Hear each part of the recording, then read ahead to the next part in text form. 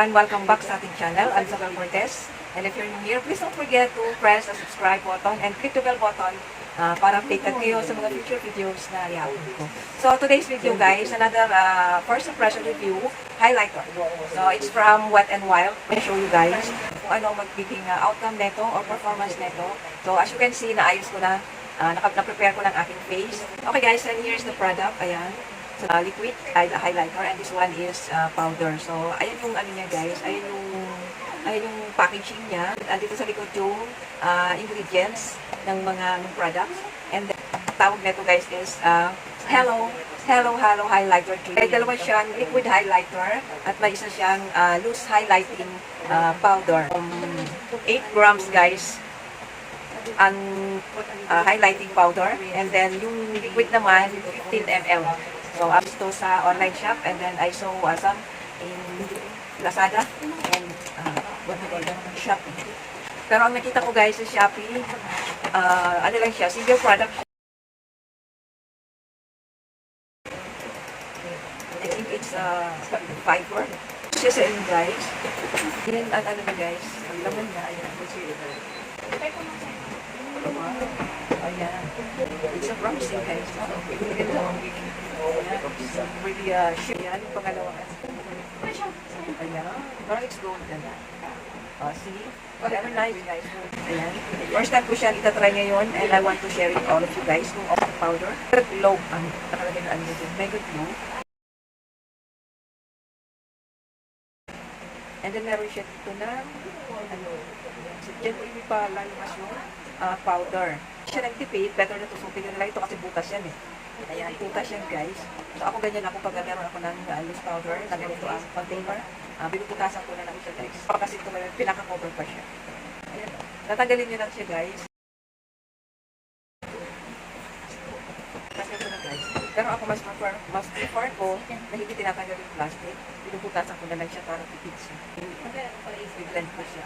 Yung pagkagawa, very nice yung apply it here, and then here, and then like what?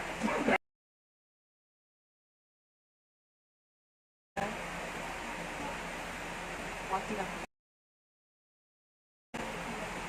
Pak! Ganda.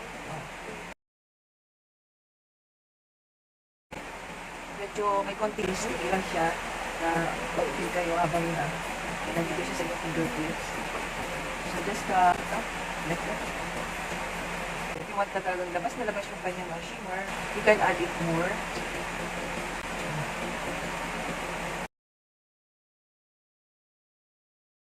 Maganda siya itap. Naglagay na lang tayo dito sa aking nose. May amoy siya guys, pero tolerable. Hindi siya ganang kasamsam. Okay lang siya. You want naman to use brush, you can use brush for applying like this. Thick brush. Then you can use this for lipstick, apply lipstick, or like this for liquid highlighter. Para precise yung application. So, ayan. Diba? Ang ganda guys.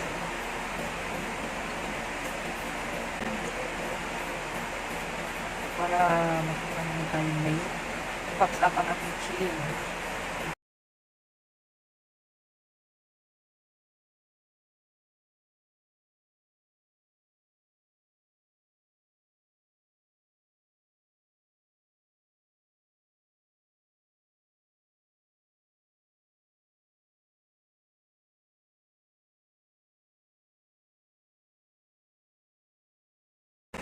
Update ko kayo later guys kung anong oras siya mag-stay, kung ilang oras na siya. I think it's already 11:22. So susubukan natin itong powder. Yan ang dark itong ano. Kung mga lighter yung ano nyo guys, yung skin tone mo, better yung shopping shade ang maganda. Ano ito, maganda ito sa mga morela, yung darker tone. Hindi masyado labas ang aking, ano mo, diba, shoulder bone ko. Pero in person guys, pag nakita mo ito, hindi siya maganda sa akin kasi maputi ako. Kung titignan mo sa camera, maganda siya guys. Kasi ano yun, labas naman ang ano niya, shimmery niya. Mas maganda to sa mga morena. And kung lighter skin mo, yung lighter, highlighter din ako nito. So ayan guys, i-update ko kayo kung magtatagal ba yung highlighter na to sa aking face or ako na matulog. So here's now my final look. And ayan guys, i-support pa rin yung ano yung shimmery niya. Update ko na lang kayo kung ano magiging performance niya for the rest of the time. Okay guys, ililink ko yung shop kung saan nyo mabibili ang product na to. But I'm not sure kung marami pa siya. Pero as of now, meron kaming on hand. Kung gusto nyo bumili, just visit Charles Barth Online Shop. So ililink ko na lang guys sa description box kung saan ang shop na yun. Okay, and that's all guys. Thank you so much for watching. And I hope na nagustuhan yung video na to. So, see you on my next video.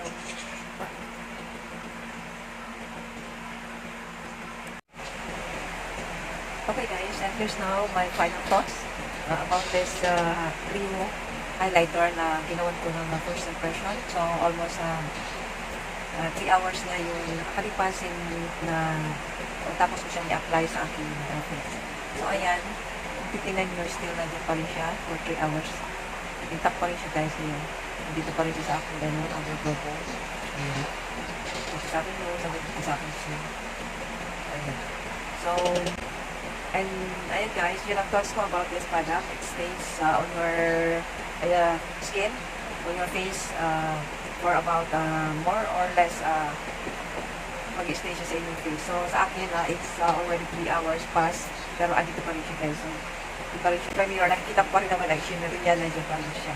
Pero dito sa camera, hindi na siya masyado visible kasi tawag na ito, because of the lights. Pero andyan pa rin naman siya. Dito niyo pa rin naman yung reflect na ano niya. Ganda siya.